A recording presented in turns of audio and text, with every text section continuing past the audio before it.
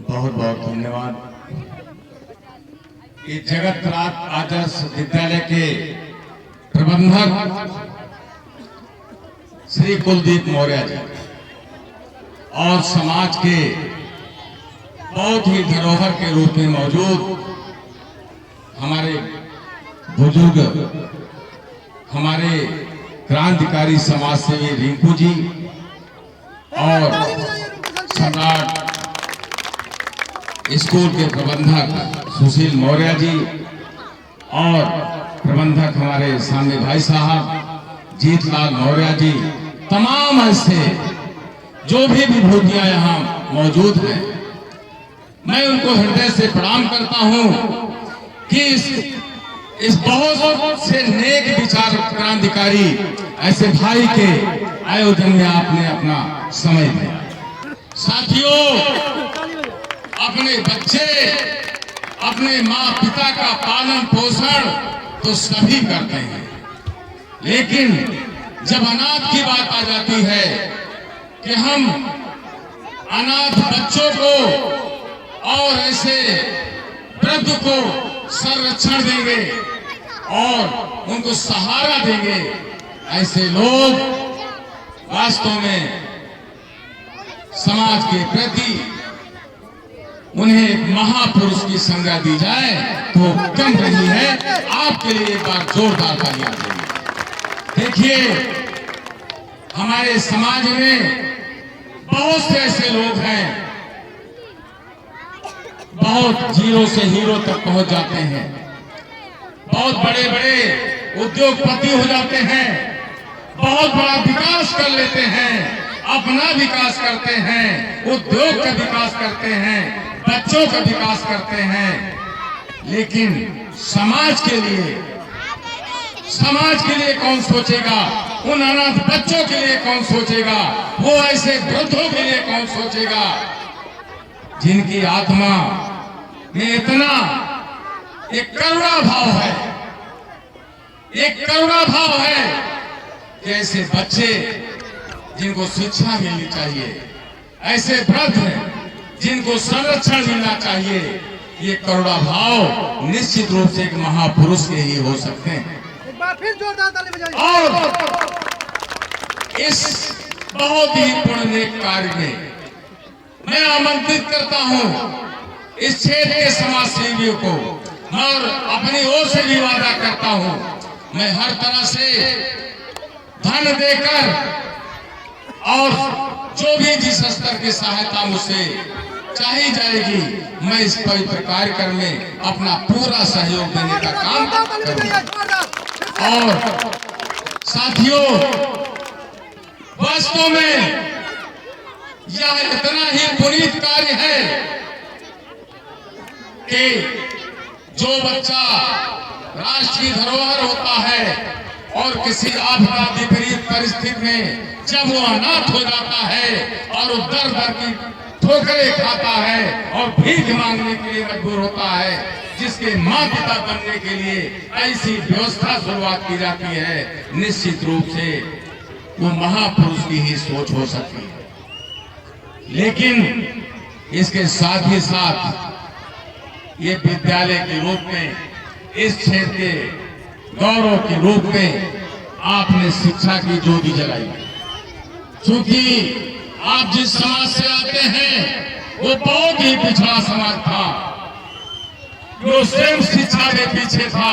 शिक्षा का संस्थान खोलना, शिक्षा की व्यवस्था देना इस समाज के लिए बहुत आसान कार्य नहीं था, लेकिन अपनी मजबूती से, अपनी सोच से, अपने साहस से आपने एक विद्यालय की व्यवस्था दी। और पब्लिक स्कूल, वह स्कूल अंग्रेजी माध्यम का स्कूल मैंने संचालन कर रही विद्या के मैंने वक्तव्यों को सुना। ये पढ़ाने के लिए अगर आप चिन्ह भी बड़े बड़े स्कूलों में जाओगे तो वहाँ की फीस और वहाँ की सुविधा जो 3-4 हजार रुपए होगी, वो सबकी जेबें ढीली हो जाती है। अगर ये कम संसाधन में उनके सामने खड़े होकर के इस क्षेत्र के बच्चों को उस ऊंचाई ले जाने पर संकल्पित हैं, तो एक बार निश्चित रूप से इनकी सोच महान है और महान की श्रेणी में वो करुणा का भाव आया है। निश्चित रूप से हमारे कुलदीप जी और उनके माता पिता और उनकी टीम में उनको सहयोग देने वाले उनके शिक्षक, कॉलेज के स्टाफ निश्चित ही उनका यह त्याग इन बच्चों के भविष्य का आधारभूत बनेगा।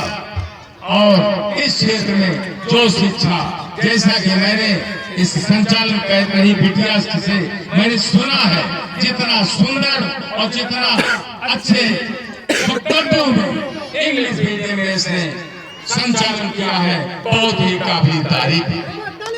क्योंकि मुझे तो पहली बार यहाँ आने का मौका मिला, देखने का मौका मिला, कुलदीप को जानने को मौका मिला और इनके सारे जुड़े लोग जो कि इनके एक आवाज पर इनके बहुत ही पुण्य कार्य में आकर के अपना सहयोग दे रहे हैं, अपना संबल दे रहे हैं और आपको प्रोत्साहित कर रहे हैं, मैं आप सबको प्रणाम करता हूँ।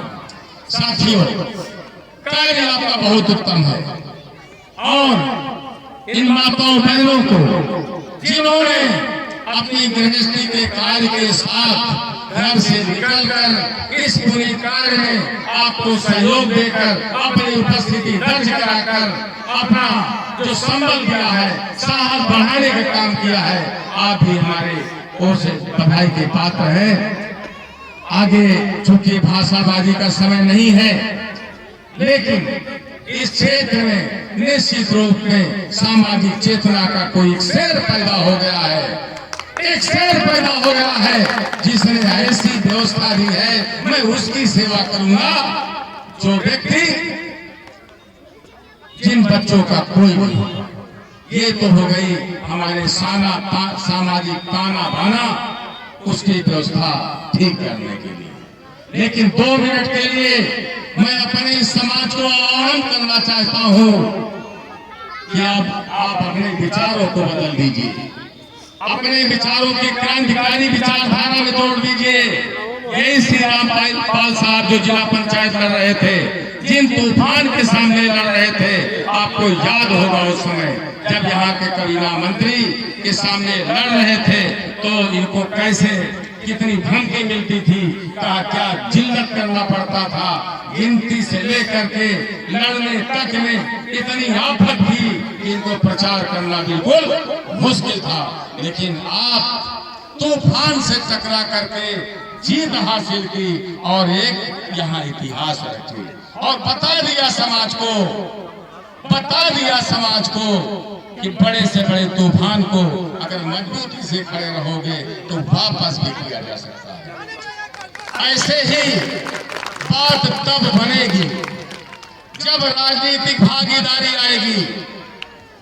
हमारे समाज को बड़े दूसरे रूप में लोग अच्छी बातें करके यहाँ के राजा बन जाते हैं, विधायक बन जाते हैं, सांसद बन जाते हैं, जनप्रतिनिधि बन जाते हैं और व्यवस्था का सारा हक अधिकार पर अपना हाथ रख देते हैं और ये छोटा समाज उससे वंचित हो जाता है। इसके लिए हर गांव में एक क्रांतिकारी विचारधारा की टीम गठित होनी चाहिए। अब समय आ गया है बदलाव का। हमें विधायक किसको बनाना है, सांसद किसको बनाना है, जिला पंचायत किसे बनाना है। जब तक यह पीढ़ी के लोग अपनी विचारधारा को नहीं बदलेंगे तब तक आप राजपाट तक नहीं पहुंच पाओगे। क्योंकि आप याद करो अपने बाबा उनके जिंदगी के उनके हालातों की उन्होंने बताया होगा। आज से 50 बरस पहले उनके पास उनके जीवन का स्तर क्या था, कैसे जीवन जीते थे, उनका शोषण कैसा होता था, सामाजिक ताने बाने में इस समाज की क्या स्थिति थी। लेकिन उस व्यवस्था को, उस समय लड़ाई को लड़ करके डॉक्टर B.R. अम्बेडकर ने आपको वोट का अधिकार दे करके आपको मजबूती दिया था, बराबरी के लिए एक रास्ता दिखाया था कि तुम इस देश के राजा बन सकोगे।